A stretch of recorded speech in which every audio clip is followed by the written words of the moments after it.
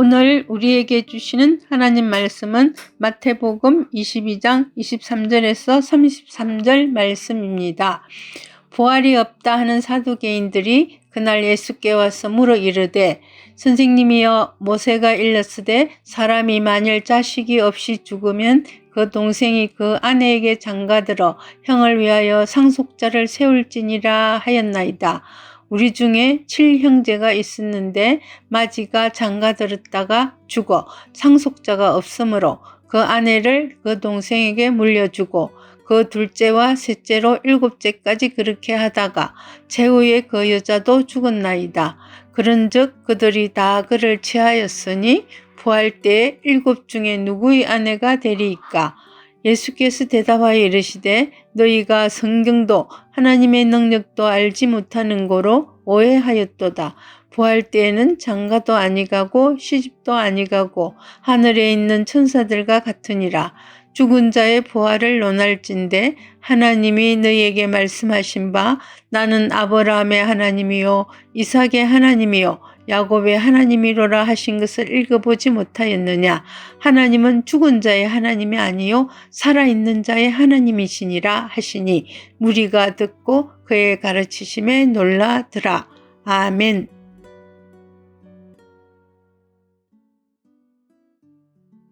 오늘 본문은 부활이 없다라고 주장하는 사두개인 사람들과 예수님 간에 있었던 부활 논쟁을 소개하고 있습니다.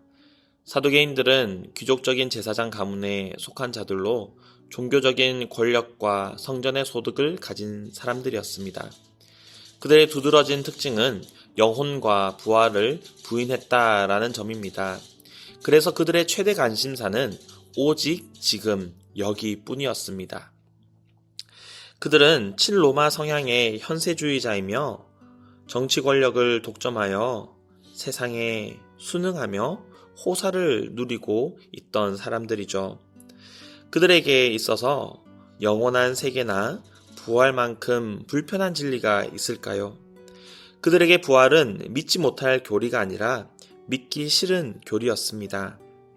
그들이 살아가고 있는 삶은 오직 지금 여기 이 순간밖에 없었기 때문이죠. 그들은 무엇이든지 눈으로 보거나 이성적으로 설명이 가능하고 검증할 수 있는 것만 믿는 자들이었습니다.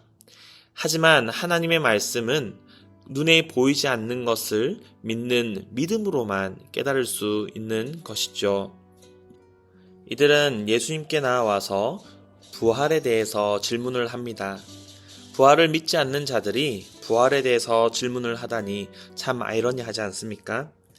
예수님께서 부활을 부정하지 않는 한 그들은 자신들이 들을 말이 없고 예수님으로부터 인정할 말이 없다라고 생각했습니다.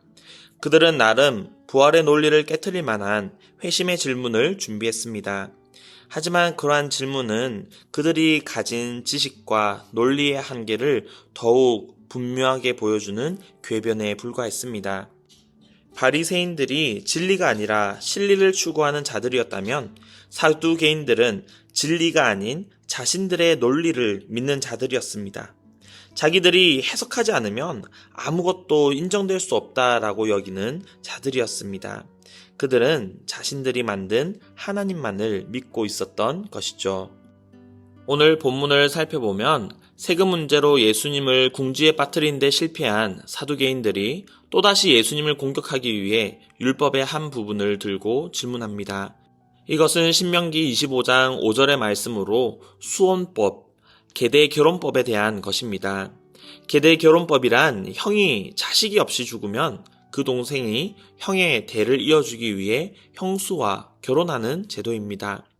사두개인들은 이러한 결혼 제도가 부활이 없음을 증명하는 것이다 라고 보았습니다.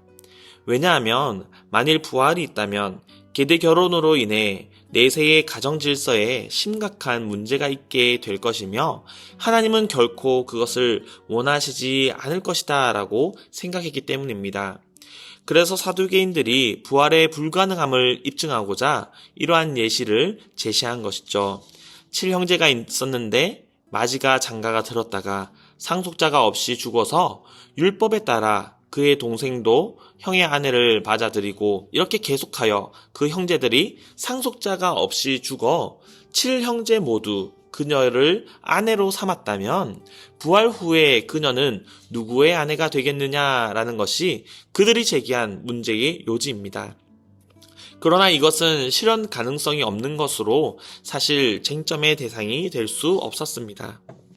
사도계인들은 지극히 비현실적이고 불필요한 주제를 가지고 예수님과 논쟁하려 한 것이죠. 이에 대하여 예수님은 그들의 질문이 성경과 하나님의 능력에 대한 오해에서 비롯된 것임을 지적하셨습니다. 사두개인들은 종교 지도자들로서 백성을 가르치고 있었지만 사실은 하나님을 제대로 알지 못하는 자들이었다라는 것입니다. 오해하였도다라는 말의 원어적인 의미는 길을 잃다, 잘못된 길을 가다라는 뜻인데 그들이 육신의 탐욕을 버리지 못하고 편견에 빠져서 영적인 삶을 부인함으로써 신앙의 길을 잃고 잘못된 길을 가고 있었다라는 것이죠. 잘못된 길을 앞서가고 있는 종교 지도자들로 인하여서 많은 사람들이 그들을 뒤를 따르며 잘못된 길을 뒤따라가는 아주 안타까운 상황이 펼쳐졌던 것이죠. 사두개인들은 자신들이 만든 논리에 갇혀서 시집도 안 가고 장가도 안 가는 부활 세상에 대해서 한 번도 생각해 보지 않았을 것입니다. 그들은 자신들이 알지 못하는 세상을 상상하고 있었고 예수님께서는 그런 세상을 만들 것이라고 확신해 버린 것입니다. 그러고도 지도자 행세를 했으니 얼마나 많은 사람들을 오도하였겠습니까? 색안경을 끼고서 사물을 보면 그 정확한 색상을 구별하기가 어렵습니다. 마찬가지로 어떤 편견을 가지고 성경을 읽고 해석하게 되면 하나님께서 무엇을 말씀하시고자 하는지 제대로 알지 못하게 되는 것입니다. 그래서 성경을 가르치는 사람이나 배우는 이들은 반드시 이러한 편견이라는 굴레를 제거해야 합니다. 특히 자신이 누구에게 신앙적인 영향을 받았든지 자신의 것이 절대적이라고 고집해서는 안 됩니다. 우리의 신앙의 유일한 표준은 바로 성경이기 때문입니다.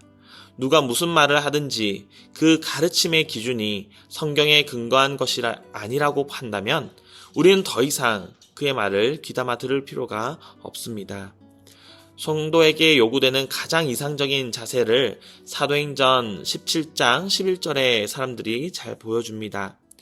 그들은 사도 바울이 말씀을 가르칠 때에 간절한 마음으로 그것을 받고는 사실 여부를 확인하고자 날마다 성경을 상고했다라고 말씀합니다. 교회의 많은 문제들은 성경보다 사람의 말을 위에 두려고 하기 때문에 생겨납니다. 다툼과 분열의 근원이 바로 사람의 생각으로부터 나옵니다.